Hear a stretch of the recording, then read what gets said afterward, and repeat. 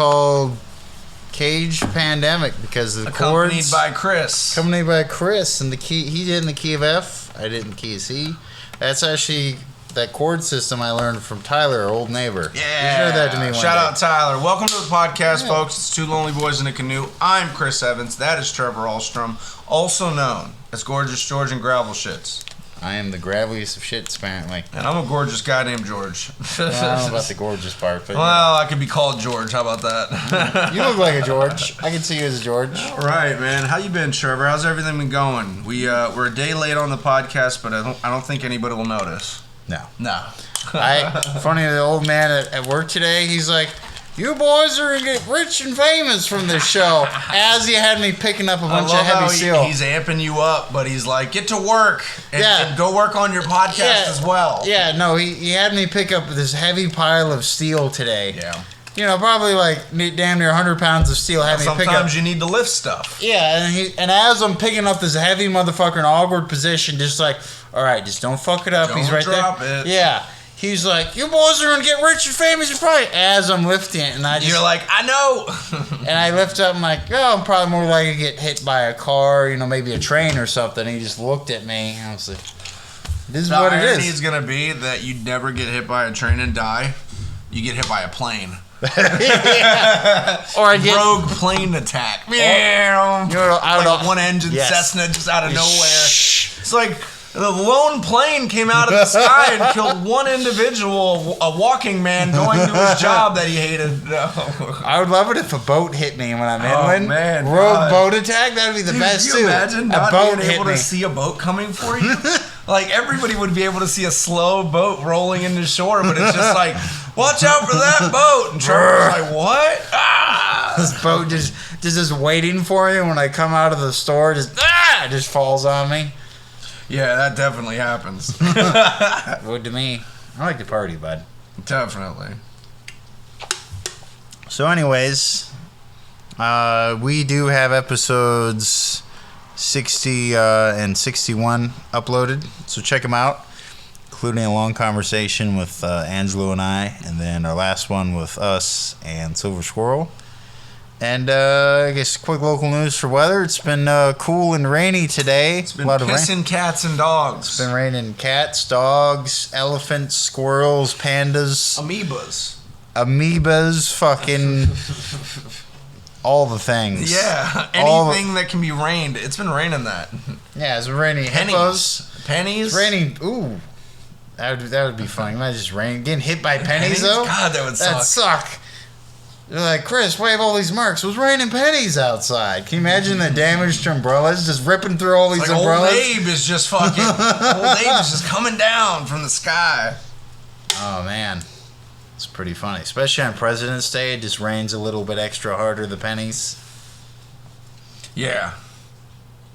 Yeah. And then last couple days it was a little drier, but the allergies have been bad. I've been getting my ass kicked by allergies. I usually don't, but... Yeah. 2 days ago, I thought that my nose was blowing up when I was leaving work, and Trevor had a terrorist in his nose with fucking dynamite. Yeah. Pretty much, dude. My nose was running like it owed somebody money or the police were after it. It was ridiculous. But your nose was running like modern day American Jim from the police. Yes. My nose was running like Steve Prefon. A little Two Lonely Boys context, folks. We have a friend that we call N-word Jim. He's from a fabled tale of Huck Finn.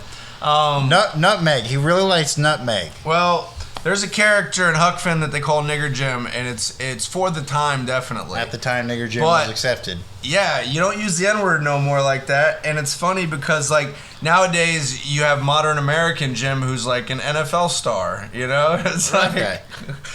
And folks, we are not modern day Terry Crews American Jim. We are not condoning using the N-word casually, but that was the name of the character written in the 1800s. That's how it was written. I do condone the use of the N-word casually. I think it's really interesting in the middle of conversations.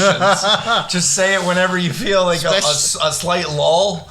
Like if everybody stopped talking for a second, just pop up and be like. Well, being a white guy, you're always going to get the weird stink eye for doing I know, that. but it's funny because I'm just like, ain't nobody expecting this one. Just like the racist guy at IHOP.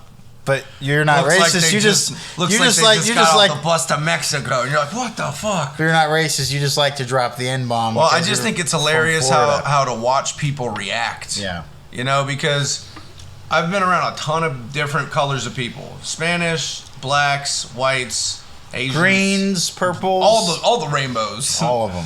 And saying the N-word in different contexts is always interesting to see the reaction, because I've heard my dad say it in a negative context. I've heard black people say it in a positive context with a hard ER, you know what I mean? Like, so it's really interesting to watch people's reaction. I think I got desensitized to it because I heard it a ton growing up. Most of rap music and most of fucking my friends that I hung out with. Being in the hood, you hear it a lot. But it's so funny because nowadays everyone's like, you can't say that. And I'm like, what? Them niggas over there? If you're a white guy, it's definitely not okay. It's well, come socially after accepted. me, folks. Please do. I don't have many nice things, so you can have my bed. That's my nicest thing. No, you can't take my truck. Ooh, give them some of your empty jars full of all the butts in them. I'll give you Your guys ashtrays. weed. Just be cool, man. Let me say the N-word. Chill out. I like to say it. It's fun. It's fun to say the N-word, just like it's fun to say cracker and beaner and all these bad names. That's true. It is. It's fun to say. And whenever you drop like dumb Pollock, people are like, "What?" You just drop that casually, and they're like, "What's going on?" The two only people left that are okay to make fun of in the country of modern wokeness are fat people and smokers. So Stoners if you're too. a smoker, well, weed smoke is smoke. You know, it's different. But smokers kind of smoke. also cigarettes. Exactly. So stoners fall into the category of smokers. Yeah. So smokers and fat people. Subcategory. Yeah. Because what they do to fat people is they shame you into being like, well, you can control what goes in your body. How come you can't figure it out, you dumb fat fuck? Come on. Yeah, and then Come on, smokers- Atkins diet. Come on. Smokers, it's a similar thing. It's like, you can quit anytime. Why don't Anytime. you quit, you fucking idiot? on. You're killing yourself. You're fucking killing yourself. You're a And bad then- example of the future yeah, of America. Yeah, for the kids. You're a bad Yeah. example for the kids. So for smokers, they set up little bad areas, you know, away from everybody, away from cool stuff, where they can just go, put the smokers in that corner. You know what I mean? And if you've ever been a fat, ugly couple going to get seated at a restaurant, they don't want you in the front. They don't want you seated up in the prominent areas. They're putting you over by the bathroom. So, fat people and smokers, I get it. I'm a fat smoker. Yeah, folks. I don't condone using the N-word, but if you want to do Trevor it, likes okay. to do it all the time, actually, when nobody's No, listening. not true. He straightens Lies. up for the podcast pretty Not hard. true. No. I don't. No, I know more people that have used it in a lot of different I contexts. know a lot of people, and too, that I'll use use it however I feel necessary. But end of the that's day- the best part about being an American, is you get to say what you want, but you pay for every Yes. word you say. Honestly, if you want to say it, that's fine, because you're right. Your life. It's just, yeah, as you said, If I'm gonna go through my life not talking about nigger Jim, I don't want to live that life, because modern American Jim just doesn't cut it for me. I want a cool dude floating down a river with 2 children. not weird at all, Not folks. strange at all. These are my 2 younger white Yeah. helpers that, Yeah. help me out. These are my handlers, these white children, and I handle them, if you know what I mean. It's like, oh, Mr. Jim. I show them the rules of the road, if you know what I mean, or the rules of the river. Oh, God. I want a whole lot Modern track star Jim doesn't appreciate that. Yeah, we've been drifting on this whole topic of them going down the river and, just living their life. Down by the river, I met a kid named Huck Finn. Then I called the Then he local made sheriff. me paint a fence. Yes. It was bullshit. He made me paint a fence in the rain. I was mad. Yeah, you imagine? I'd be pissed if some kid convinced me to do a job in the for rain. a little bit of money in the rain.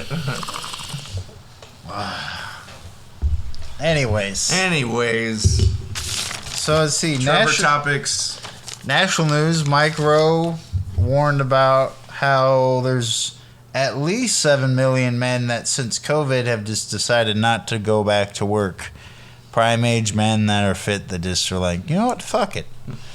And they talk about how just between the COVID and then they got a couple of stimulus checks, but they're just at a point where fuck it. Yeah. And obviously you and I still work full time and we're in that prime demographic, but it is interesting when you like, even just going by downtown, I see a bunch of guys our age that are definitely able to go to work, but they're just getting strung up on the streets instead. It's like, damn.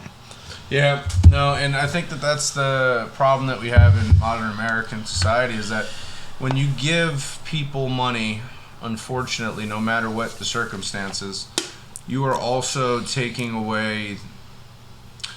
You're not taking away, but you are diminishing their ability to have self-worth.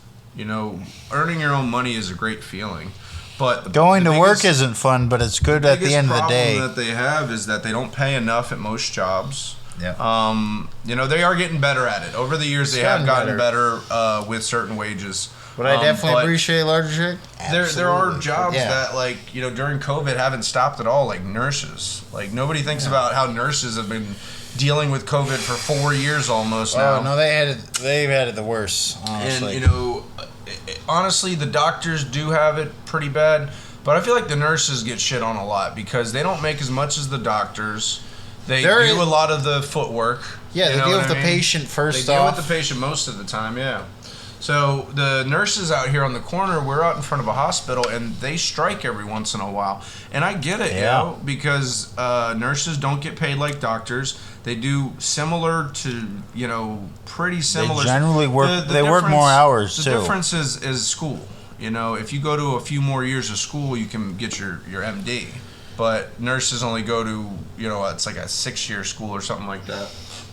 But that's still a while. And then there's the test. And I have heard of a couple nurses that if they studied enough, they can pass the test a little bit earlier, they can. But yeah, from what I heard, the nursing test, it is a fucking hell of a test. It's a huge, giant test.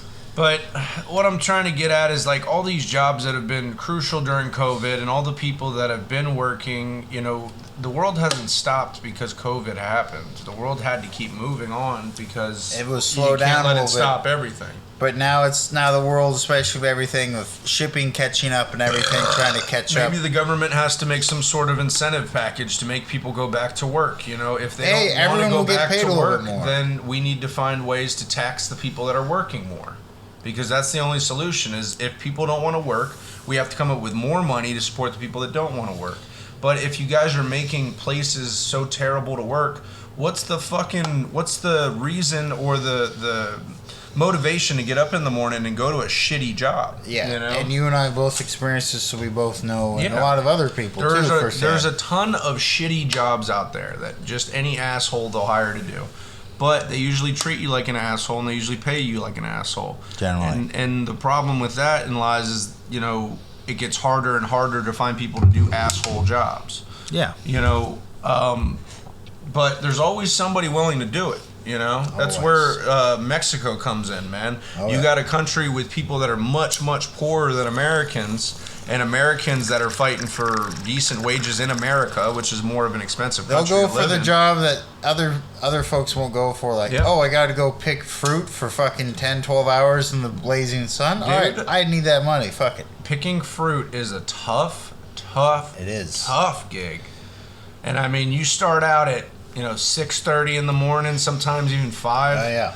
Especially summertime earlier. Depends. Yeah, it depends. I used to work on the docks with crew. You can't be out in the fields at 3 o'clock. No, I used to work with crews of Mexicans down the docks, and yeah, we would be at work at 4 or 5 because a lot of it depended on when the ships came in, and the ships would come in when the tide was good. And they were good. And so we would come, and I would personally help unload these ships, and then we would put them in giant totes, and we'd unload them. And some of the friendliest, nicest, hardest working people were these people that barely spoke in English, but there were times where I wasn't making much money. They were just hardworking, and they were trying to support their family. And there were times where I didn't have a lot of money, and they would fucking help me out. They're like, hey, food. Yeah. That's one of the biggest things I think that bring people together is food. Because I don't care what portion of the world you're from, if you're hungry and you're in a bad spot right then and there, and somebody offers you food, usually 9 times out of 10, you're not turning it down. Yeah, and that's how you definitely can be an open door to a friendship for sure. I'm telling you, man, the world just needs to sit down, smoke some weed, and eat some food. Eat some food together. You know, Mexico can cater. I trust them. I trust Mexico with that. Mexico's a great country, and that's why I hate this constant back and forth about how we need to keep Mexicans in Mexico, we need to keep Americans in America. They're part of us. They are such a part of our country. We literally stole a third of their country from them in the Mexican-American War. Yeah. All of Arizona down from, I think it was Mississippi over. Yeah, so like Arizona, Texas, most of Southern California, including nowadays LA, San Diego. That was all. Yep. Yeah. It was Mexico. And to act like our cultures haven't been mixing for hundreds of years at this point is ridiculous. The Europeans showed up, You know, we had to set up commerce and good relations with these people to help us battle the Native Americans. Yes. And, you know, it was just one of those things that we have had good relationships with these people in the past. And I think with the drug war especially, that America is fucking funded, it's made it so hard to be a Mexican American these days, because like people don't see that shit, man. If you ever live on the border, you see it every day. You know, you see people coming and going, you see fucking the commerce that has to happen across the border.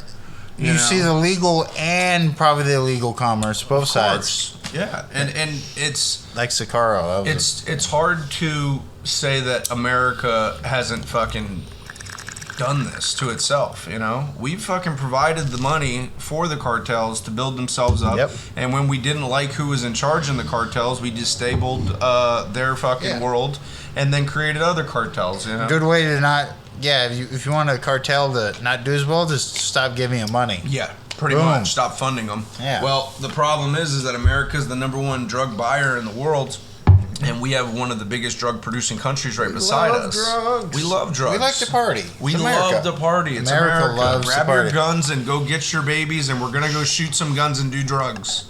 All of them. It's a family tradition. Also fireworks, folks. Fireworks. Yeah, and barbecues. Barbecues, fireworks, babies, and white fences being painted by African American Jim. And his 2 children handlers. God. His 2 children handlers, too. Yeah, America's fucked up. But I think we are where we are because we stepped on a lot of throats to get where we are. But now we throats and butts. Yeah, now we gotta give back a little bit, man. I believe Mexico's gonna be a bigger ally if we fucking enrich their country and their culture. Canada will be fine without us. We don't need to be Canada. They're already becoming America. Yeah. Canada wants to be America so bad. They're America 2.0. But Canada has actually figured out something before the U.S., which is legalization of marijuana. And they have their healthcare system. Healthcare system's amazing. Their education system's better too. Education's better too. And you know why, Trevor? Because they're socialism. What is socialism? No, it's because they're all white. No. There's quite a bit of Native Americans. I always love the whole thing where people are like hard white, like Aryans or whatever, and they're like, look at the education levels in these countries: Scandinavia, Norway. You want to know what they have in there? White people, and it's like, yeah, obviously. Well, they're at northern look climates. At China. Look at China, man. They got all Asians, and they're smart as hell. Oh, they do. So funny. I don't know, folks. Just start loving.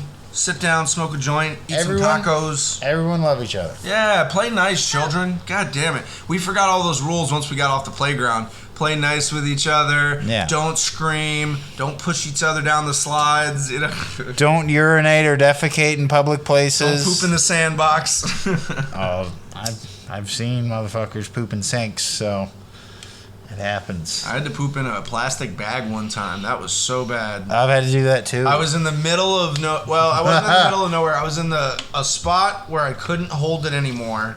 And I was in an area where there were no bathrooms, so it wasn't like I could. And I was in a public place, kind of. So I had do what you gotta do, man. I was in a truck. I was in my old truck. I lifted my butt off the seat of the truck, and I put the bag underneath my butt, and I had napkins in there and stuff. And I was just all right, I'll bag it. I'll wipe up. I'll throw it all together, and I'll tie it off and put it in another bag, and I just tossed it in a garbage can. And that was the best I could do. I knotted it off 2 bags, and it's better than just shitting in your truck. Oh, dude! I mean, I think they would have preferred me shitting in a bag and throwing it in the garbage can than sitting out beside their garbage can shitting. You know what I mean? Because that would have been much harder to see as somebody coming out and being like, "What are you doing?" I'm throwing away poop in your garbage can because I had an accident, or it's like, I'm pooping on your fence. But it just got painted by Jim. Come on, it looks so nice. Just got painted by modern American painter Jim. Oh, God. He's an artist. I'm going to be afraid if that's our episode name and someone's like, explain that to me. I'm like... Deep context, folks. Once upon a time, it was a river guide. So is that the name of the episode? Modern American Jim? Yeah. Modern African American Jim. Yeah. But yeah. Let's see what else. We got some world news. Yeah. There was a prisoner exchange. No. Well, I was going to talk about the case of Saudi Arabia, but we want to talk about the prisoner exchange. Sure. Go ahead. So there was a prisoner exchange between Brittany Griner and the Merchant of Death. That was his name. He was an arms dealer from Russia. So basically, like the Lord of War, like Nicolas Cage's character in real life. Like, give us back our arms dealer, and you have black American girl who had tiny bit of cannabis. You know, because Brittany Griner got caught back in February with 0.7 grams of marijuana oil. Barely any. Like enough to get you high for maybe an hour. Like oil's concentrated, so just, you know, she had a gram, she had a cartridge, you know, that's all it was. So, you know, it probably would have got you high for a couple days. But Russia is such a bunch of dickheads.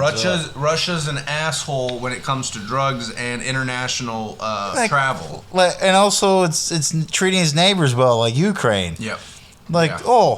We just taking back over part of the country. That was us. So what ended up happening was America and Russia had been talking, trying to get this war figured out, and also Brittany Griner's situation. So eventually they said, we have a really bad guy, and you have a girl that had a little bit of weed. So you want to make a trade? And they were like, not really, but we do want our person back. So they made the trade. They gave back the arms dealer, and it sucks because this guy, he's probably an asshole, man, and he's going to go do some bad things. Brittany Griner's going to come back to America, be with her family, and play basketball. Like, the trade was not even at all, but it was, again, to get back an American citizen. My whole problem with this, unfortunately, is the only reason that Brittany Griner was made a presidential fucking thing is because she's a really good basketball player. Yeah. If she was just a modern American who was detained in Russia, just the wife of somebody or, you know, whatever. Just some young American. Some American, just random chick, you know, Betty from Idaho. Sounds like a David Bowie song. Young American. Nobody would have gave a fuck. No. Not a single person would have gave a fuck. If it was the fact that she was an American basketball player who was very good and got caught with a little bit of cannabis. They made, you know, it made a big spin because Russia was just going into the war with Ukraine. Yes. So that's why it became a whole political thing, because and she was being used as a pawn in the whole thing to be like, well, give us something we want and you can have her back. That's the only reason they really detained her. They figured out that she was an American basketball player. You see a tall 7 or 6 foot something black chick walking through the airport in Russia, she's going to raise an eyebrow or two. So they figured out who she was. They detained her. They arrested her. They used her as a pawn. But the only reason I'm pissed off is that, like, it's nice she's gotten home. It's good that she's with her wife now. But if she was just average Joe whoever, none of this would have happened. Yeah. So it just goes to show, folks, if you want to be a hostage trade person, you better be good at something. You better be really good at something. That'd be my misfortune. They're like, "What you good at?" It'd be like bad jokes, and they just make me. I tell a couple jokes, and then I just get shot and killed. Yeah. Yeah. Let's see. The other one I want to talk about too was the whole case of the Prince of Saudi Arabia. He ordered the hit on the American journalist Khashoggi, and they pretty much have proof that the Saudi prince ordered it, but because he has so much oil money and one of the richest men in the world, Biden backed by our money. Backed by our money, Biden decided to dismiss the lawsuit that we had for them because Khashoggi, he was originally Saudi Arabian, but he became an American citizen, and he was a big time journalist, and he was based out of America. And America's whole point was like, well, he's a citizen of us now. Wait a second. Even though he was murdered over in Turkey, in Istanbul, he had gone to the Saudi Arabian embassy in Turkey, in Istanbul, its capital, which used to be Constantinople. And then that's when Prince bin Salam's henchmen entered there and then murdered him. And the crazy thing is, as he was getting murdered, he had just left the lady he was about to marry to get documents for them to get married. So he's like, hey, I'll be back in like 10 minutes. Let me go on. She's out waiting, and unbeknownst to her the man she's going to marry in a few days getting paperwork is getting murdered right inside. Yeah, of course. Yeah. I'll be right back. And then what people saw were some men carrying a bunch of bags, body parts and bags, obviously. What you have is a bunch of dudes just carrying luggage. Yeah. You'd never really think to check It was a group of men. It was a group of men just leaving. You got 3 dudes with 3 bags. Yes. And there were Saudi men leaving a Saudi embassy. So it, wasn't that suspicious. No. Whereas if you just had a bunch of Irishmen leaving, it'd be like, wait a second. But all I know is the problem with... But oil money is only... Khashoggi, yeah, he got fucked over. So, a lot of times in the world, unfortunately, blood is currency. So... when you have a person that is of a nationality and they are a person that you do business with, sometimes you'll trade in blood versus money. Like Saudi Arabian oil. Sometimes you have to kill somebody for somebody, or sometimes you have to trade somebody for somebody, or sometimes you have to let somebody die so that you can continue to have that relationship. And unfortunately, and you have to find a way to make it better for the family. Yeah. But in your heart, you're like, this person's dead. If they want them dead bad enough, and you need to keep that relationship open, there's not much you can do to stop them from killing. And not only just killing him, but making sure that that person can't get legal repercussions. Exactly. They have political immunity, such as the Prince of Saudi Arabia, and because of all the oil. So, our biggest problem that we've become adapted to as a society is energy. The constant having of vehicles, electricity, heated anything. All the parts of modern society. Exactly. The things that are creature comforts to us at this point. Heat in the winter. You know what I mean? All that shit is mostly based out of, it had to start with combustion. If the engines and the mechanical revolution didn't happen during the 20s to the 50s, we did. It would have been a different world. And we did have steam engines were coming around in the 1800s. Yeah. But oil companies managed to get their hooks around it. So I'll leave you with this thing real quick. Saudi Arabia has killed a ton of Americans. Yes, and we keep looking the other way. They also... because of the fact that we kind of want to keep that relationship open. And even though they've helped funded terrorist attacks of course. To not only 9/11, but all over the world, but we have to just look away because of all the oil and the money. So anyways, but America does a lot of fucked up things as well. Moving on, we could talk about, speaking of stuff blowing up, we got science here. Mauna Loa, the world's biggest active volcano, is a large volcano that pretty much takes up one of the islands of Hawaii, the U.S. state. And it's been erupting for the last week. And at least as of a couple days ago, the warning was at orange. And it had been spewing lava near a major highway of the state. And that was a definite concern. And they just... big issue is predicting a volcano is really hard because you can't just stick a camera down on the earth of the erupting volcano, and when it spews out a lot of sediment, It changes the weather, the amount of lava that becomes magma. Well, magma becomes lava once it takes oxygen, but the amount that comes out changes. And the problem is too is you still, anywhere you go with large volcanoes, there is a good chance that there'll be some people around a village or city, whatever. So then there's obviously going to be a loss of human life, and it's it definitely disrupts the surrounding ecosystem, society, all those kinds of things. And let's see what else. That's all I got on the volcano thing. Let's see. Another one I want to talk about is album review. So I got Centrix as the artist. They were a thrash metal band from the 1980s, and I guess they're English. And they had an album from 1989 called Shattered Existence, and the song specifically is Crimes.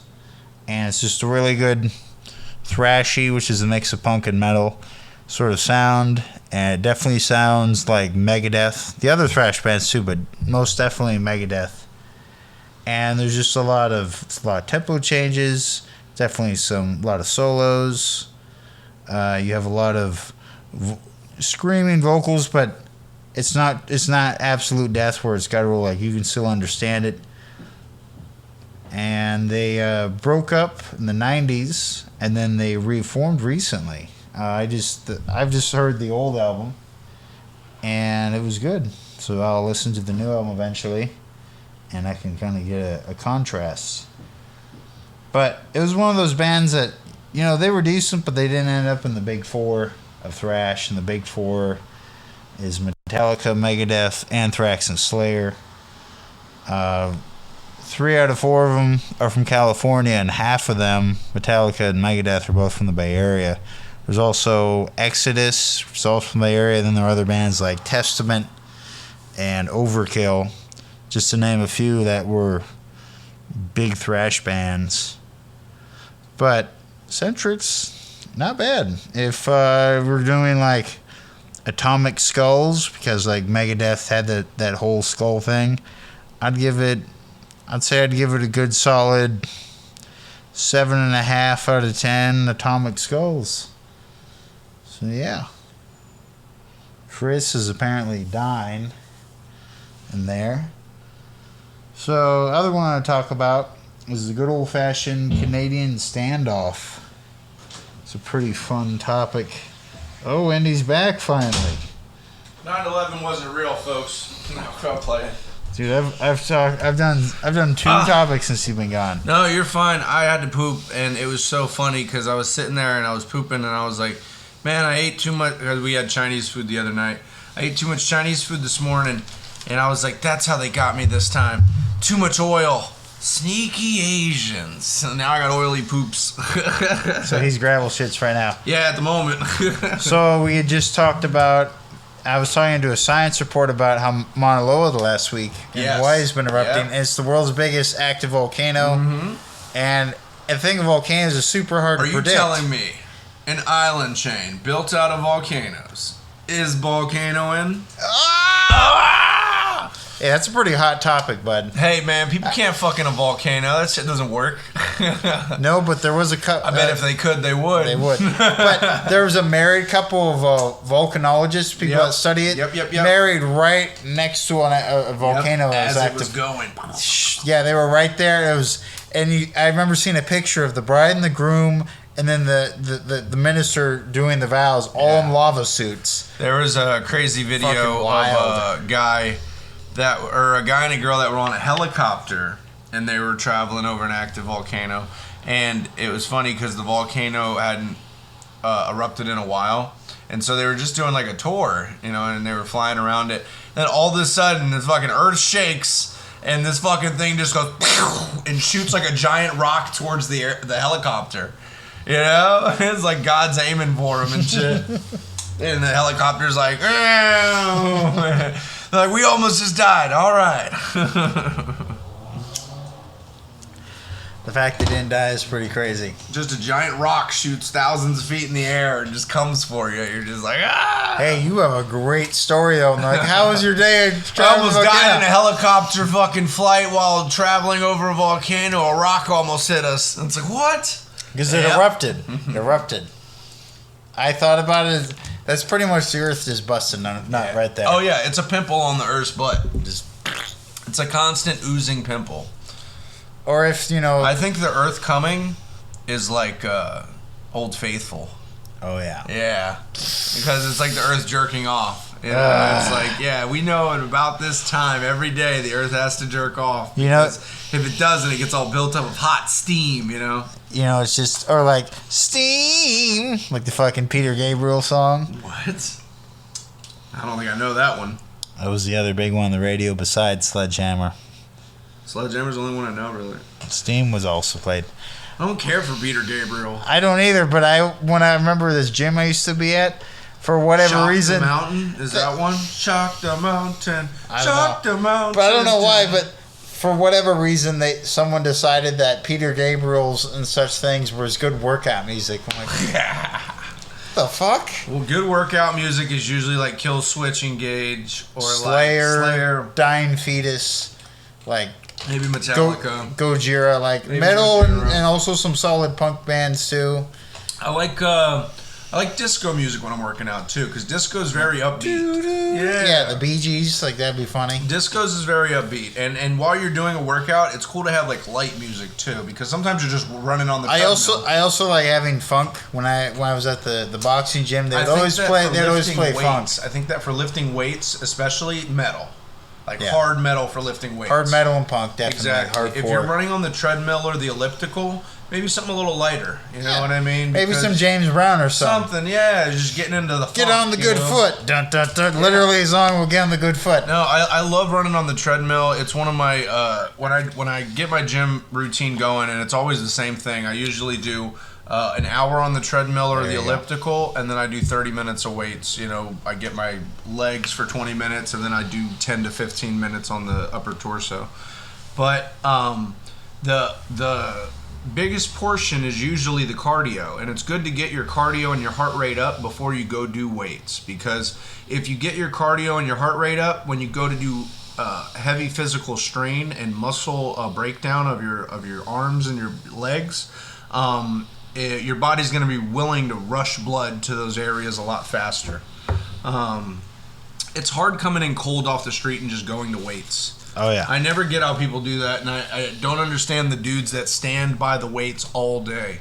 Like, there's other parts of the gym, and that's what I hate when I'm in the weight room in the gym, is seeing guys that will only stay in the weight area. I'm like, dude, there are fucking stair machines, there are fucking exercise yoga balls. Come visit, like, go visit. Spend time in all the fucking gym, man. There's tons of stuff to do. Yeah.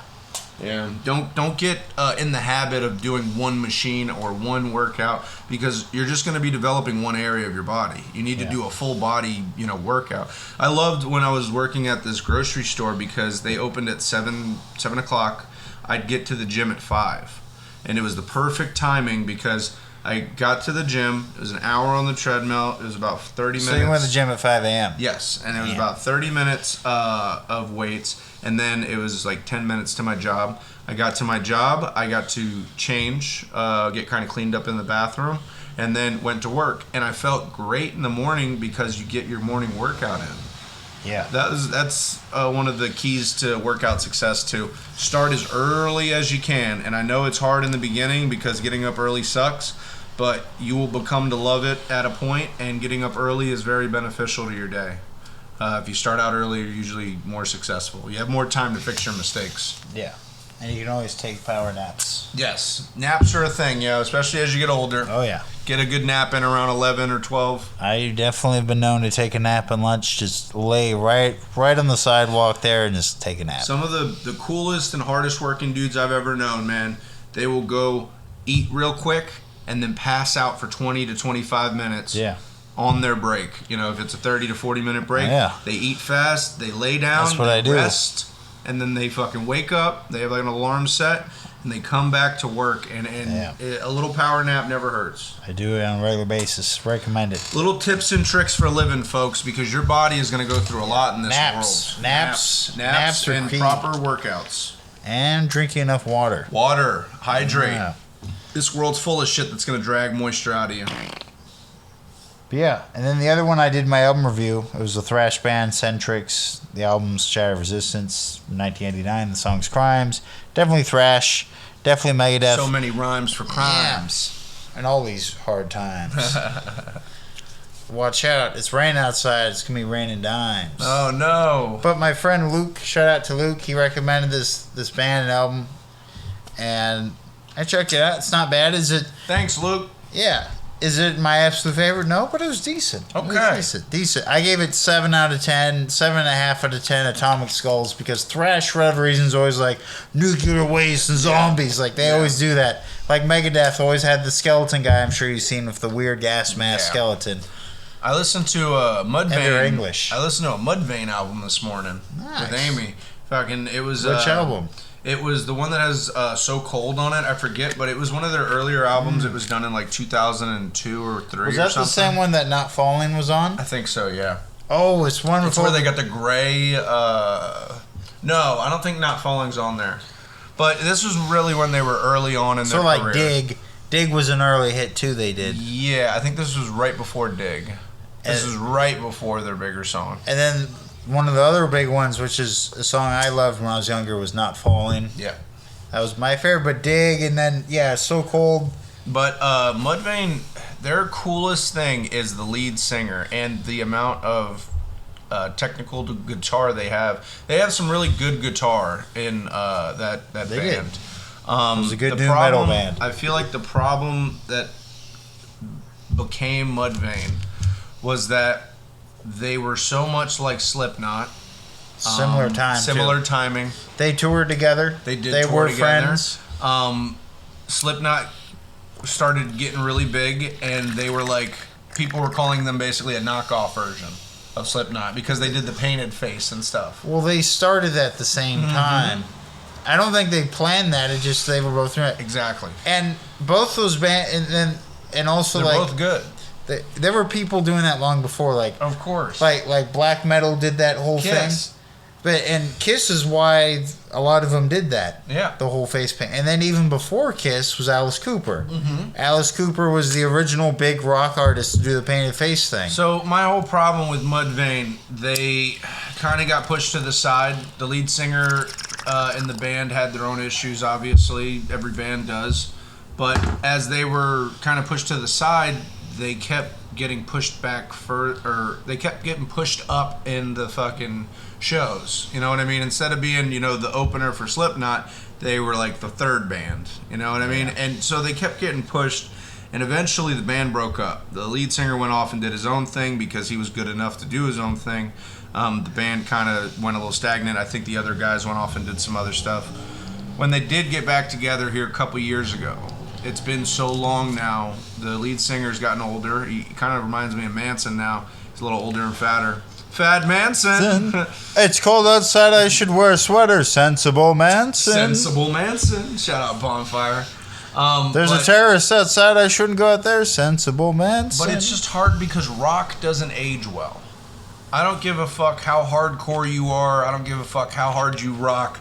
If you are a 50-year-old guy up on stage talking like, an alien or some shit, it just doesn't, it doesn't play as well. I've seen some punk bands like the show Chris and I went to together, the Circle Jerks. Yeah. These guys are in their 60s, and they did a great job, but you can tell that it has worn on them doing the rocking age lifestyle is not good. Yeah, and these were one of the bands that helped start the hardcore punk scene with Black Flag and them. So, yeah, 40 years of being a crazy punk rocker, especially in the 80s. These guys lived crazy lives. And I think it aged on them. I think a lot of the road living kind of gets to them, especially with the voice. The voice tends to go. And this band, the ears from loud rock all your fucking life without a lot of drugs, equipment, a lot of drugs, tons of drugs and girls, and pussy being thrown at you. And weird sleep hours because you're driving a lot. Well, I was talking to Amy this morning about the lead singer of Linkin Park, the dude that killed himself. Yeah. And I was like, so just imagine you're this guy, right? And you come out with a few hits with your band. You're, cool new band in 2000 or so. And you get into the Transformers franchise. One of your songs goes into their movies.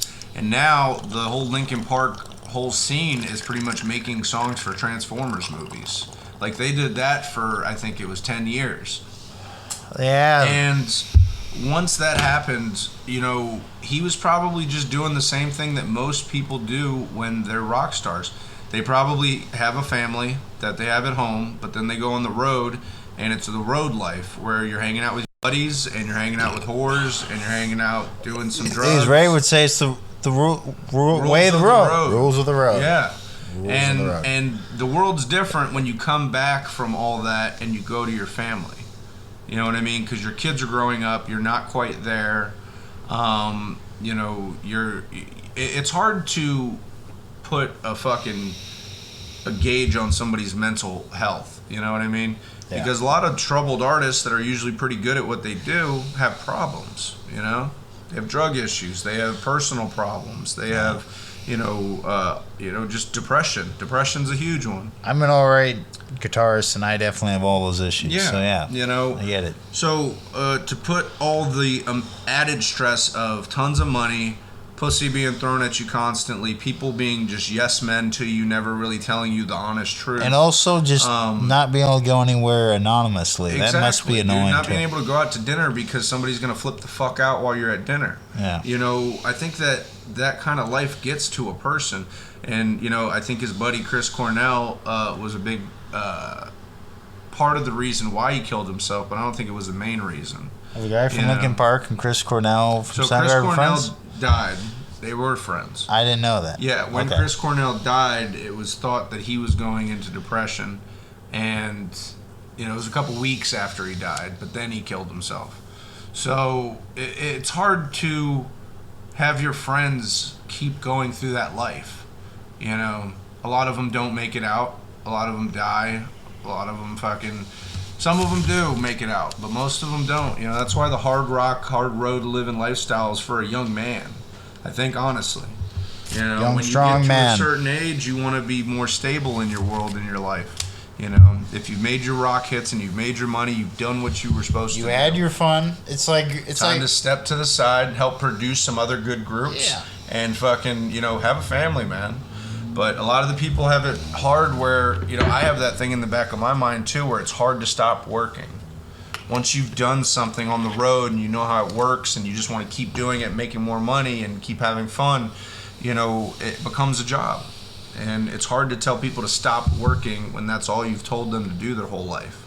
Make this music, make the money, have the fun, and then, just stop.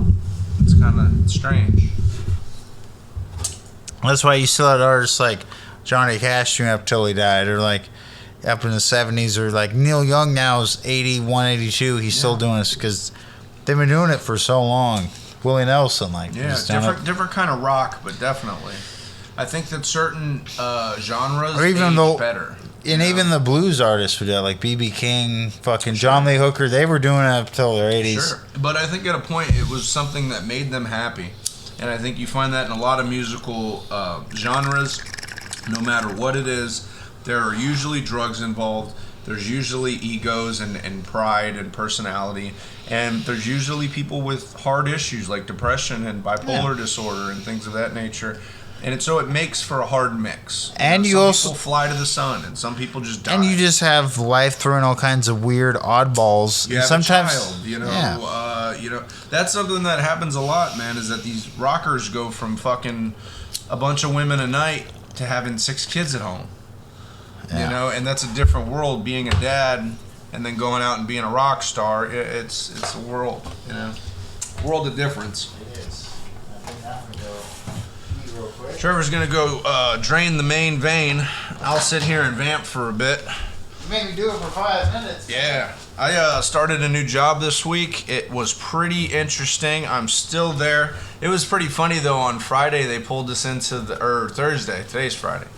On Thursday they pulled us into the break room. All the people that worked there, And I thought I was getting laid off or fired. I was like, oh no, I just started this job and I kind of like it. But it was about health insurance. So I went in there and I was kind of pleased to see a bunch of people that I knew weren't getting fired. So I was like, all right, if they're here, that means I'm probably not getting fired. So it was a meeting about health insurance. You know, the company provides health insurance. You need to find out basically whether you want to sign up for it or not. But I felt terrible because I knew I wasn't going to sign up for their health insurance. But they did put together a whole spiel, and there were some gals there to talk to us, all the guys. So I didn't want to just be rude and just up and like walk out. There was a point where they were like, if you're not going to sign up with it, you can just leave now and we'll give you a waiver and da-da-da-da. And like half the people got up and left. And I was like, oh, that's kind of rude. You know, these girls did come here to spend some time to talk to us. So I stuck around for about 25 minutes. You know what I mean? I heard most of their stuff. I saw a couple other people leave. And then eventually I was like, yeah, I'm getting out of here too. But at least I stuck around for most of it. I got the information. I remember at Lands it happened, and I was the first person to leave because I had a job that if I wasn't there to shut a bunch of things down, I would have to stay way later. So I just left because like, hey, if I don't leave now, I'm going to have to stay an extra half an hour because I just had a job where I was running a major machine. Well, and I was one of the few, and I was one of the only people trained to walk away from a machine. Yeah. Sometimes. And I was the person that was trained out, and only a couple other people were trained to use this machine. So I was a specialized person. So. But you know just as well as I do that working in dangerous conditions, like a saw blade sharpening factory or a fucking wood shop. All the shit between us. Like if you look at my hands right now from the first week, man, I got plenty of splinters and wounds. I see that. Yeah, but I think that comes with time. You get better. Well, that's why I make sure to clean my cuts. You know, I don't want to end up weird fingered like Trevor and try to finger girls with the crooked hand. I've already done it. I actually the Mexican chick a year ago. I did do that, and she's like, "Why does it look weird?" I'm like, "Don't worry about it." And the best part was this one's called the tickler. The best part was the next day I had to go and see my physical therapist. And she asked me, she said, have you done any sexual activity? She asked something like, have you done any activities with your finger? I said, yes. And she said, what do you do? And I just gave her an awkward look and smiled. And I just went, something with a lady. And then she went, all right, on to your other thing. She was a mom. She was a mom, too. She was a definite mom. So, her name was Backdoor Betty.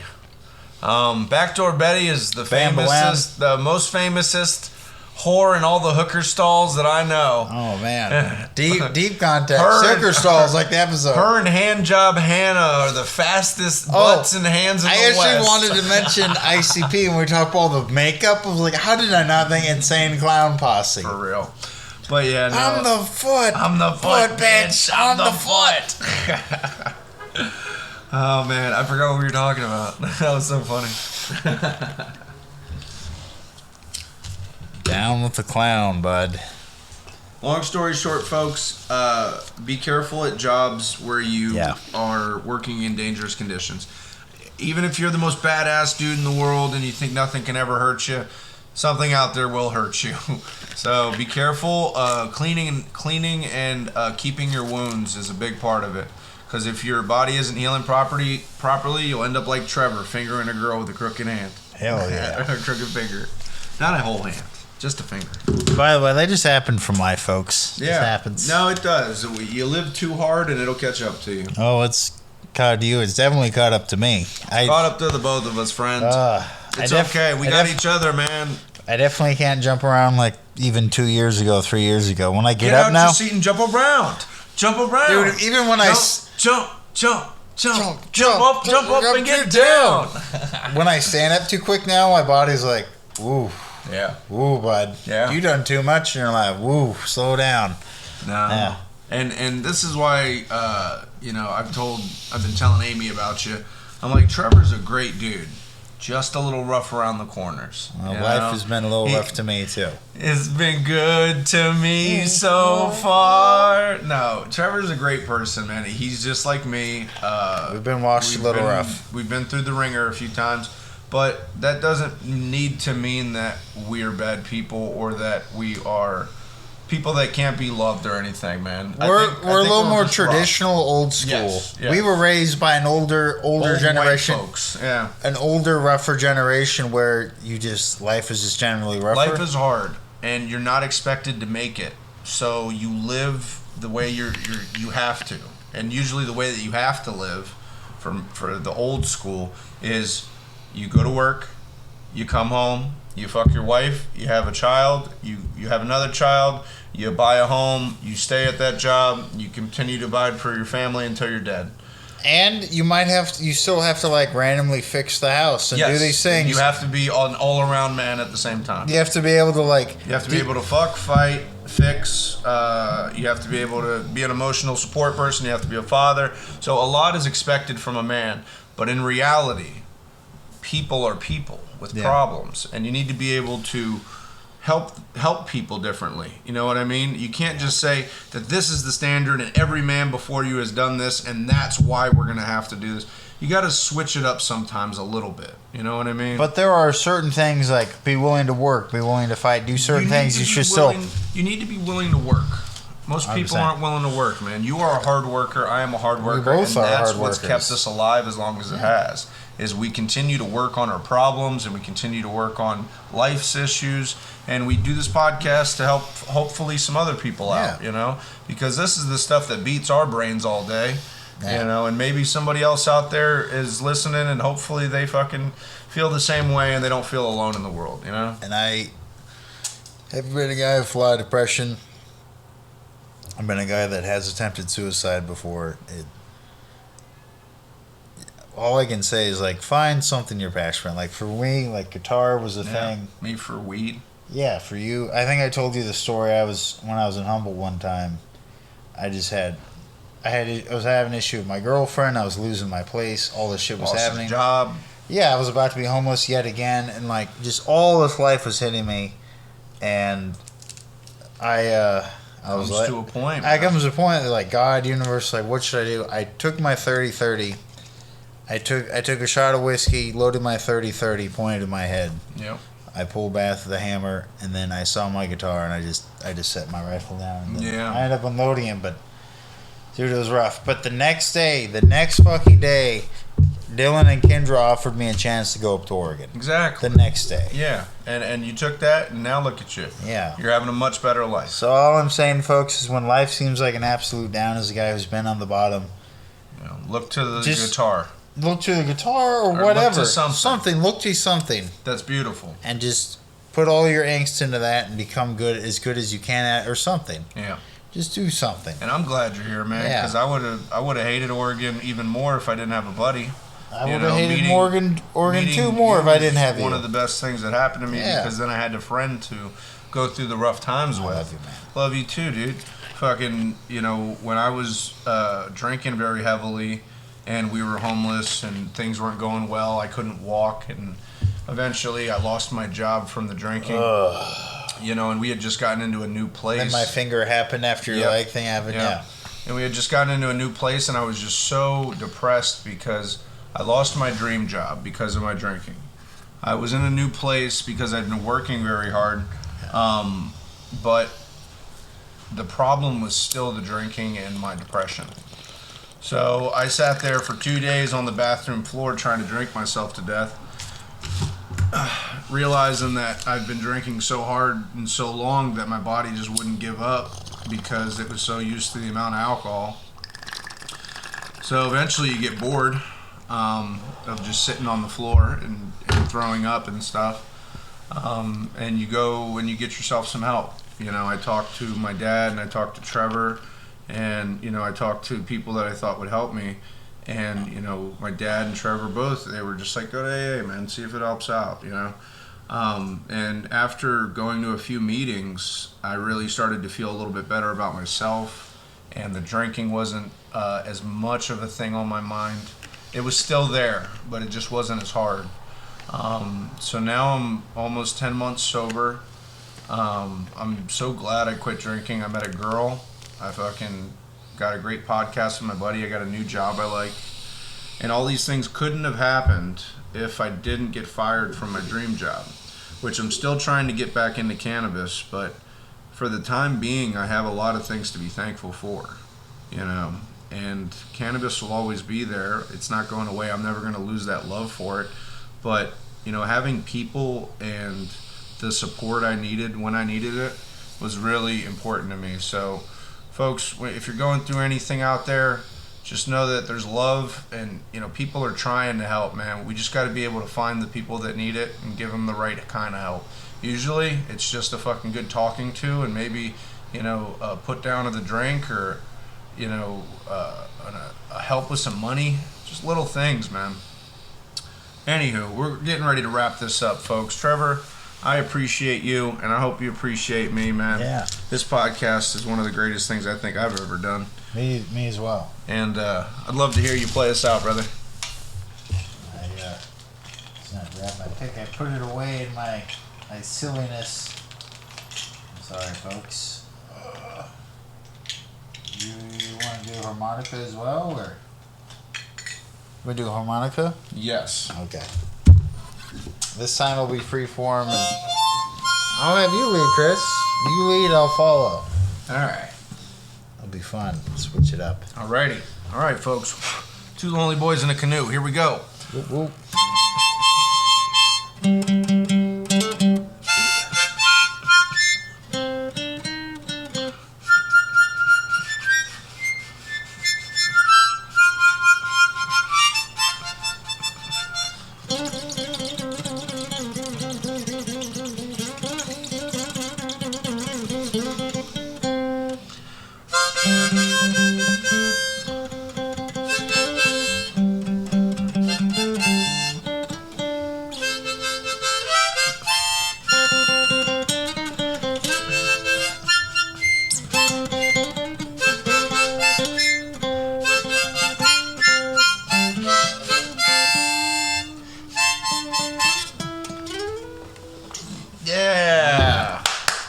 Alrighty, folks. Well, we'll catch you next time. We'll get some episodes uploaded.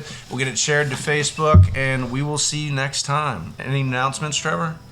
A minute depends on what side of the bathroom you're on. Wise words I learned from work. All right, I like it. Yeah, because I've had that like 30 seconds and it's 10 minutes. All right, folks. We'll catch you next time. Two lonely boys out. Out.